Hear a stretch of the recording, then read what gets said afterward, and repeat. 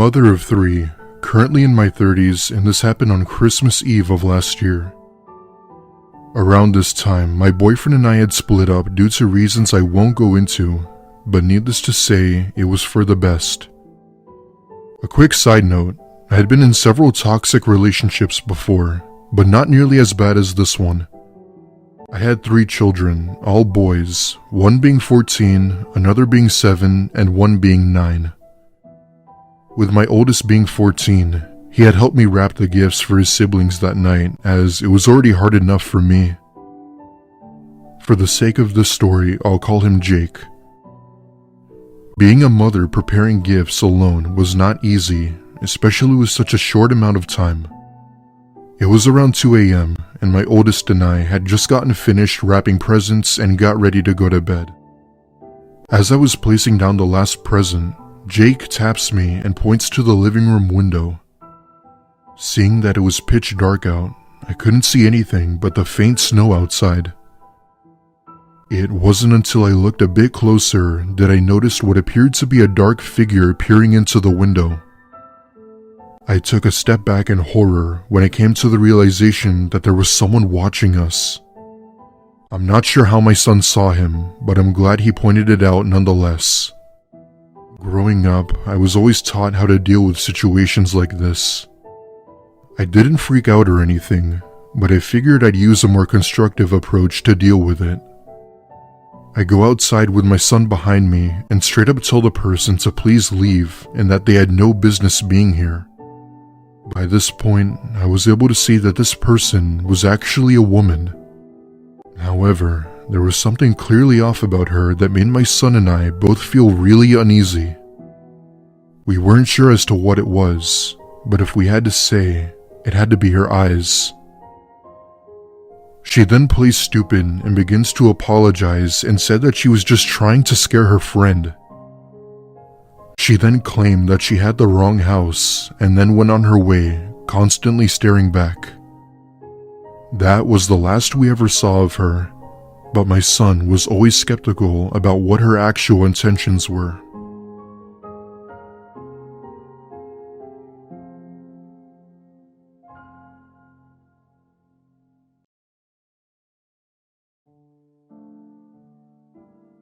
Just to give a little background information, I grew up in the deep rural South, where almost all of labor was seasonal. There was always many Hispanic families blowing through the town during the seasons, usually harvesting related. They would get to town and fill absolutely every rental and open every property in town. The economy would literally boom for 3 months straight, maybe even 4. Then the cycle would shift once again. These families would pass through generally 2 or 3 times a year, before the winter hit, and then they all moved on. The harvesting and agricultural work dried up with the winter change, and so did our buzzing little economy. So around Christmas time in the late 80s and early 90s, me, my cousins, and all my friends are having a sleepover at one of my friends' house during one of our rare snowstorms. This particular friend's dad was ex-military, had a pretty cool collection of surplus gear, namely a pair of night vision goggles. This was one of the reasons we like to conglomerate at his house. There's just always cool shit to play with. As I explained before, this is the deep South in the middle of winter, so as you can imagine, there's even less to do than normal, especially for a bunch of kids that can't even drive. We went and manned the windows so one could look out at the snowfall. I think we were playing something akin to Army Base, so we were pretending to be scouts or lookouts and would call for an approaching enemy. Then someone would hand the goggles over to us. It was a fun way to share the coolest toy we were allowed to play with, and also keep us entertained. It felt like we were on a special mission, and every movement counted. Also, the snow and surrounding woodland looked unbelievable, way cooler than it does in the movies. You can literally see everything in motion. That's when we noticed something strange. Consistent movement coming from the nearest neighboring house.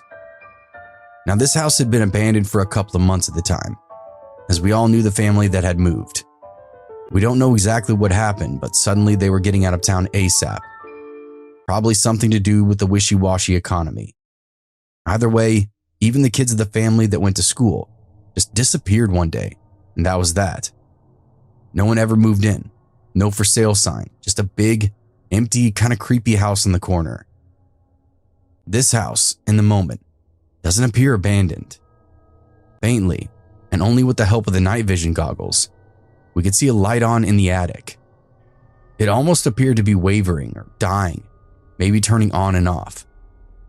There's just something inconsistent about how it reads through the goggles.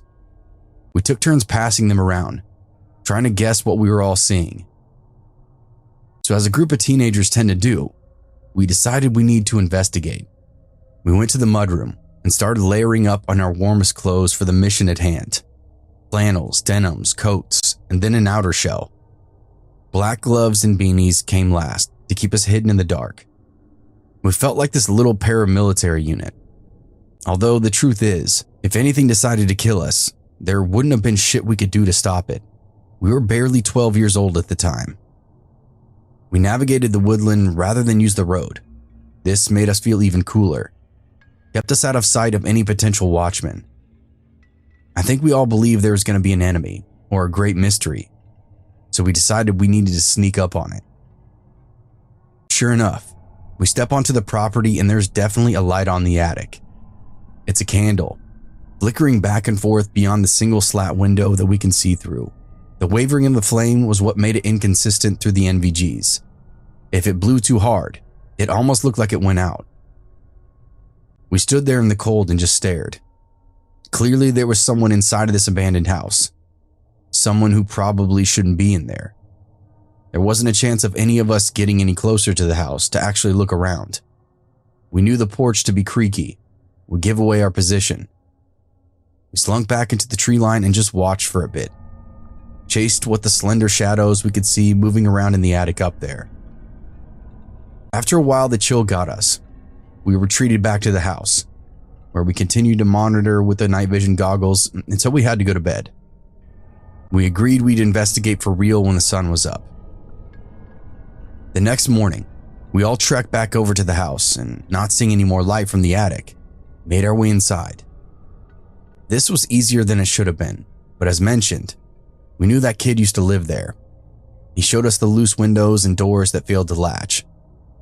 We slipped in without much noise and closed everything behind us and then waited. We wanted to make sure no one saw us come in. After a few minutes of silence, we began to look around.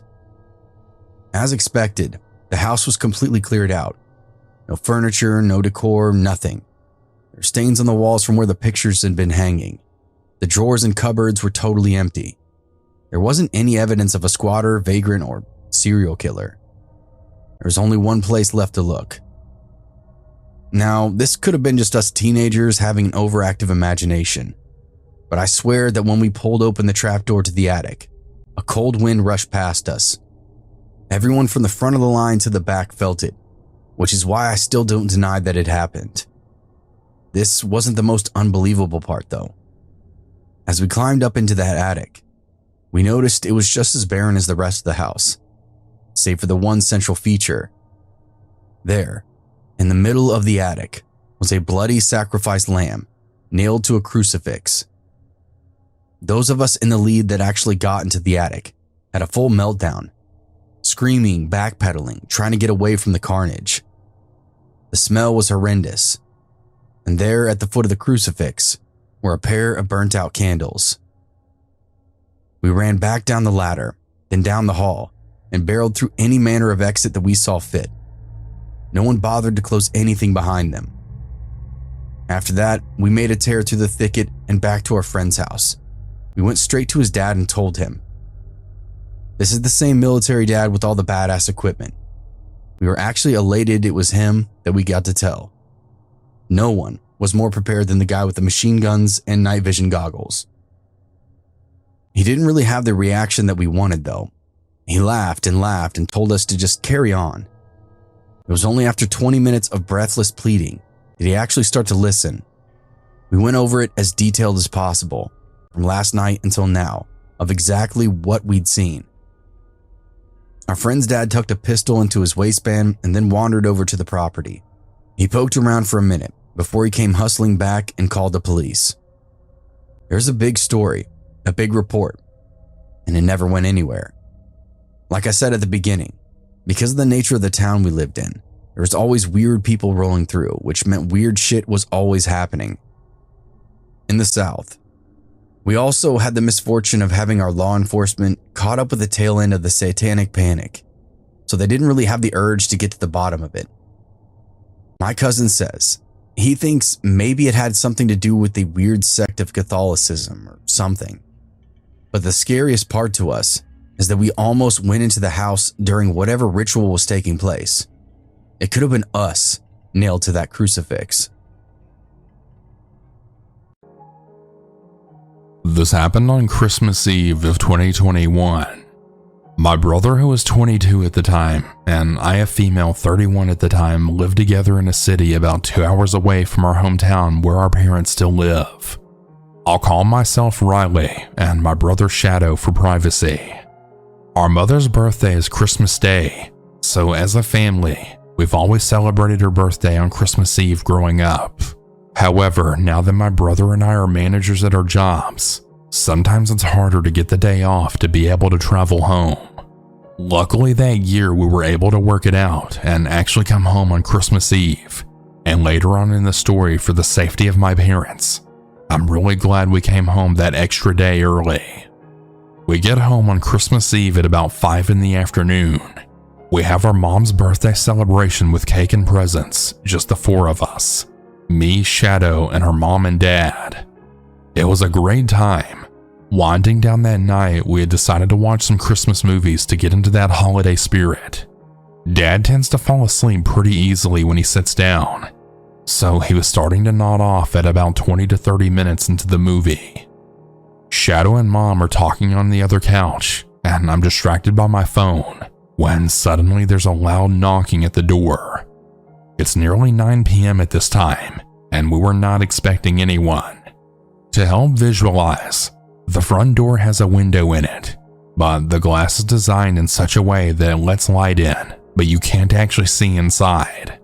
I'm sitting on a couch that is directly in front of the door further in past the foyer into the open vaulted living room, as well as the kitchen open concept.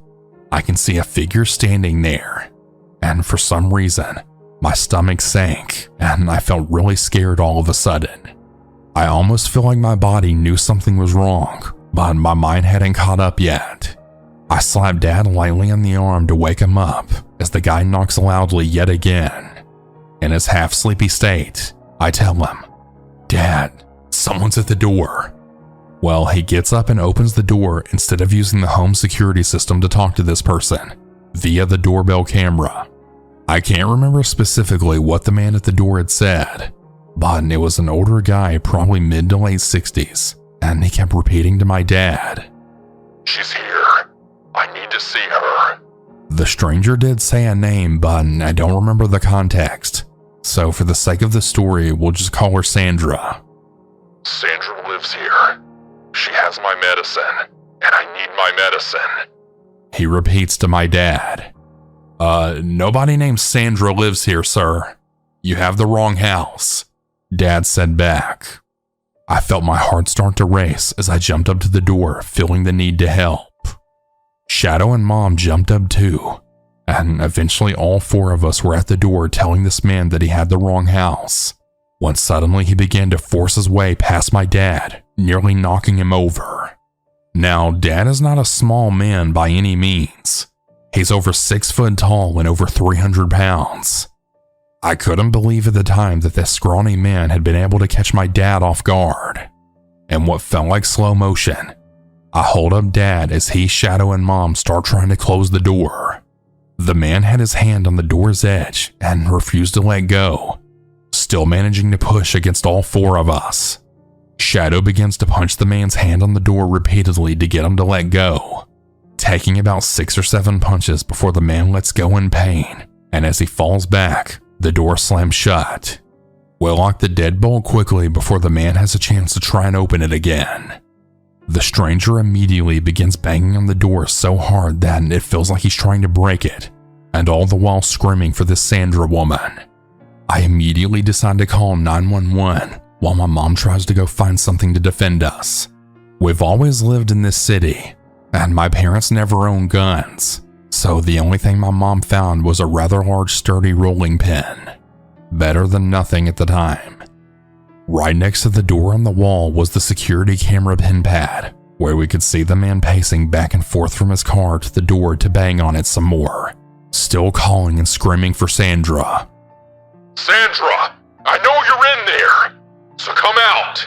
Give me my medicine. I had gone to my childhood bedroom, which was also at the front of the house, to see if I could see the guy while on the phone with dispatch. It took about 15 minutes for the police to finally show up. In that time, the guy had walked all around the front of the house. It felt like he was looking for a place to get in, but my parents had a privacy fence all the way around, so we got really lucky with that. He also randomly had a bag in his hand at one point, which he didn't have initially. I thought that was strange. The cops pull up behind the man's truck, which was in our driveway. One starts talking to him near our front door, while the other stands closer to the guy's vehicle. I don't remember all of the conversation, but they ask him why he's here and what he wants. The man tells them again about Sandra and his medicine. The taller cop starts walking to our door, as the other cop convinces the man to walk back towards his truck. My parents open the door to the cop as I then rejoin them from the bedroom. We explain to the cop what had happened, and we tell him how the guy tried to force his way inside the house. Dad also tells him that they've lived here for over 10 years and have never heard of this Sandra. Dad goes outside with the cop, and eventually we find out that Sandra is my parents' new next-door neighbor who had moved in less than a month prior. The man was her ex-husband. They had only been separated for less than half a year and were still doing things for one another, and that included Sandra picking up his medications for him. She also explained that during the time he was banging on our door, when I had seen him going to the side of the house, he had actually gone and got the medicine from her at the house next door, and yet came back to our house and continued to bang and yell on our door for her for some reason. That was the bag that I'd seen in his hand. The cops took down our information, and he let the guy go on the grounds that he wouldn't come back, and he agreed. I don't know what was going on with him mentally, and the cops never got back to us on anything, so I guess it was just forgotten about. All I know is Christmas Eve will never be the same for us, and I'm really glad Shadow and I were able to come the day early, because if we hadn't, I don't know what would have happened if our parents had to go through that all alone. Stay safe this holiday season, everyone, and don't forget to always check the door before opening it, whether that's through the peephole or your doorbell camera. Don't risk it, and be safe.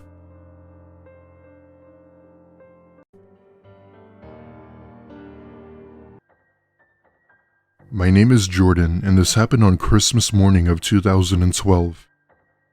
Seeing as this was about 12 years ago, I can't remember every detail, but I'll try my best to explain everything that happened. Ever since I was very young, I lived with my aunt and uncle throughout my childhood. Long story short, my mom was a major meth head, and my dad spent a long time in jail. Because of that, they were in no position to raise a kid, and that was why I went to live with my extended family. Ever since then, I felt happier around them, where they actually cared for me and my well-being. Anyway, it was Christmas morning, and me, being the excited 6-year-old I was, went out into the living room. Stocked under the tree were a bunch of presents and gifts. It was a child's dream come true. At that point in time, I ran to my aunt and uncle's room and waked them up to tell them that Santa had come. As tired as they were, they sucked it up and came out to watch me open my presents and just appreciating the Christmas spirit. I'd say it took us a full hour to open all of the presents before cleaning up all of the open wrapping paper and other trash. As I was holding the trash bag open, I thought I could see something from the corner of my eye by the stairs. That's when I look over and see 2 pairs of shoes walking upstairs. Being only 6, I could only assume it was Santa, and I dropped my bag and ran towards the stairs. I remember just looking up at the top of the stairs when my aunt asks me what I was looking at. I just responded with Santa and pointed up the stairs. This made my aunt and uncle laugh it off as me being imaginative or trying to be funny in some way. My aunt comes over to me and grabs me by the hand and then looks up at the stairs when she saw it. At the top of the stairs in the guest bedroom was someone hiding behind the door. The room upstairs was dark, so she couldn't tell if it was a man or a woman. My aunt screamed at the top of her lungs and told my uncle to call the police. This caused me to start crying as I didn't understand what was going on at the time. According to my aunt, whoever was up there didn't bother trying to run and just sort of stayed where they were hiding. Our neighborhood was located not too far from a police station, so they were able to get here pretty quickly. However, in similar situations like this, whoever we saw upstairs was gone. He got away with it scot-free. We always kept our doors locked at all times, so it would be extremely difficult for someone to just break in like that. Mind you, we had a dog too, so the fact that he didn't sense that someone else was in the house made the situation even more weird. This made my aunt and uncle believe that whoever was in our house was someone we knew. We almost never used the upstairs, as it was only for guests or for company staying over. My aunt had some valuable stuff in the closet of that room, nearly $5,000 worth of stuff, and most of it had been taken. Police had found no evidence as to who it might have been, and we aren't sure as to how they got away. My uncle believes it had to be through the upstairs window, but that hasn't been confirmed nor denied. 2 weeks later, my uncle had went upstairs to fix a pipe that had apparently been leaking when he found something disturbing. In one of the closets upstairs, he had found various kitchen knives stabbed into the wall, along with several food wrappers and a sleeping bag. The sleeping bag being my uncle's. Whoever it was had been living in our home for God knows how long and had since been eating our food. In fact, this explains why we were so suspicious about how our food had been disappearing so fast. While my aunt and uncle believe it could have been someone we knew, I believe it had possibly been a squatter seeking shelter. This would explain why they were eating our food and why they had stayed in the house. We haven't seen that person since, and I'll always remember what happened that one Christmas.